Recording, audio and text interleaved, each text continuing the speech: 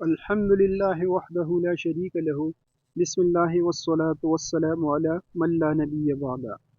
حضرت آدم علیہ السلام کے بیٹوں قابیل اور حابیل کا واقعہ۔ فرمان الہی ہے، ترجمہ: اے نبی صلی اللہ علیہ وآلہ وسلم، آپ لوگوں کو آدم علیہ السلام کے دو بیٹوں کا سچا واقعہ بھی سنا دیجیے۔ جب ان دونوں نے اللہ کے لیے قربانی پیش کی، ان میں سے ایک کی قربانی تو قبول ہو گئی اور دوسرے کی قبول نہ ہوئی، تو وہ کہنے لگا، میں تجھے قتل کر ڈالوں گا۔ پہلے نے کہا، بلا شبہ اللہ تقوی اختیار کرنے والوں کا ہی عمل قبول کرتا ہے۔ اگر تو مجھے قتل کرنے کے لیے اپنا ہاتھ میری طرف بڑھائے گا تو میں تجھے قتل کرنے کے لیے ہرگز اپنا ہاتھ نہ بڑھاؤں گا۔ بے شک میں تو اللہ سے ڈرتا ہوں جو تمام جہانوں کا رب ہے۔ میں تو چاہتا ہوں کہ تو اپنے ذمے اپنا اور میرا بھی گناہ لے لے اور پھر تو دوزخیوں میں شامل ہو جائے۔ ظالموں کا یہی بدلہ ہے۔ آخر کار اس کی برائی کی دعوت دینے والے نفس نے اسے اپنے بھائی کے قتل پر آمادہ کر دیا اور اس نے اسے قتل کر ڈالا، پس وہ نقصان اٹھانے والوں میں سے ہو گیا۔ پھر اللہ نے ایک کوا بھیجا جو زمین کھودنے لگا تاکہ اسے دکھائے کہ وہ اپنے بھائی کی لاش کیسے دفنائے۔ یہ دیکھ کر وہ کہنے لگا، ہائے افسوس، میں اس کوے جیسے بھی نہ ہو سکا کہ اپنے بھائی کی لاش چھپانے کی تدبیر نکال لیتا۔ پھر وہ بڑا ہی پشیماں اور شرمندہ ہو گیا۔ حضرت عبداللہ بن عباس و دیگر صحابہ رضی اللہ عنہم بیان کرتے ہیں کہ جب حضرت آدم و حوا علیہ السلام کے ہاں ولادت کا سلسلہ شروع ہوا تو ان کے ہاں ہر بار ایک لڑکا اور ایک لڑکی پیدا ہوتے تھے۔ حضرت آدم علیہ السلام کو یہ حکم تھا کہ ہر لڑکے کی شادی دوسرے لڑکے کے ساتھ پیدا ہونے والی لڑکی سے کرے اور دوسرے پیدا ہونے والے لڑکے کی شادی پہلے لڑکے کے ساتھ پیدا ہونے والی لڑکی سے کرے۔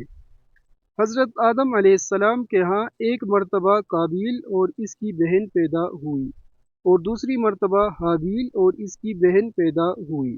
سابقہ اصولوں کے مطابق قابیل کی بہن کا نکاح حابیل سے اور حابیل کی بہن کا نکاح قابیل سے ہونا تھا۔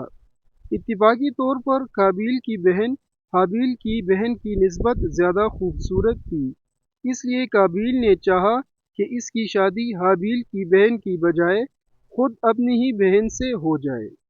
حضرت آدم علیہ السلام نے قابیل سے کہا کہ اپنی بہن سے حابیل کو نکاح کرنے دو، لیکن قابیل نے انکار کر دیا اور سمجھانے کے باوجود اپنی ہی بہن سے خود نکاح کرنے پر اصرار کیا۔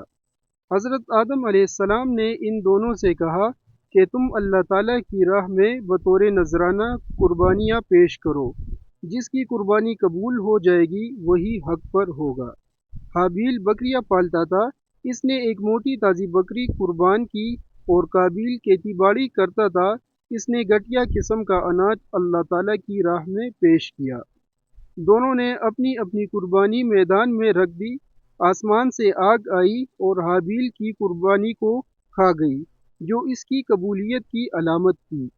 قابیل کی قربانی جب قبول نہ ہوئی تو اسے غصہ آیا اور اس نے اپنے بھائی حابیل کو قتل کر ڈالا۔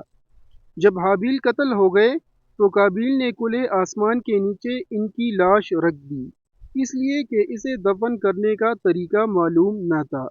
آخر کار اللہ تعالیٰ نے دو کوے بھیجے، ان میں سے ایک نے دوسرے کو مار دیا، پھر چونچ سے گڑھا کھود کر مردہ کوے کو اس میں ڈال کر اوپر سے مٹی ڈال دی۔ قابیل نے جب اپنی آنکھوں سے یہ ماجرا دیکھا تو شرمندہ ہو کر کہنے لگے، ہائے افسوس، میں اس کوے سے بھی گیا گزرا ہو گیا کہ اپنے بھائی کی لاش دفن کرنے کی تدبیر بھی نہ نکال سکا۔ رسول اکرم صلی اللہ علیہ وآلہ وسلم نے فرمایا، جتنے بھی لوگ ناحق قتل ہو رہے ہیں ان کا گناہ آدم علیہ السلام کے بیٹے قابیل کے حصے میں بھی لکھا جا رہا ہے، کیونکہ انسانوں میں قتل کی ریت سب سے پہلے اس قابیل نے شروع کی تھی۔ جس نے اسلام میں کوئی اچھا طریقہ رائج کیا، پھر اس کے بعد اس طریقے پر عمل کیا گیا تو اس طریقہ رائج کرنے والے کے لیے عمل کرنے والے کے برابر ہی ثواب لکھا جائے گا، اور ان کے ثواب میں کوئی کمی نہیں کی جائے گی۔ اور جس نے اسلام میں کوئی طریقہ رائج کیا، پھر اس کے بعد اس طریقے پر عمل کیا گیا، تو اس طریقہ رائج کرنے والے کے لیے عمل کرنے والے کے برابر ہی گناہ لکھا جائے گا، اور عمل کرنے والوں کے گناہ میں بھی کوئی کمی نہیں کی جائے گی۔ وآخر دعوانا ان الحمد للہ رب العالمین۔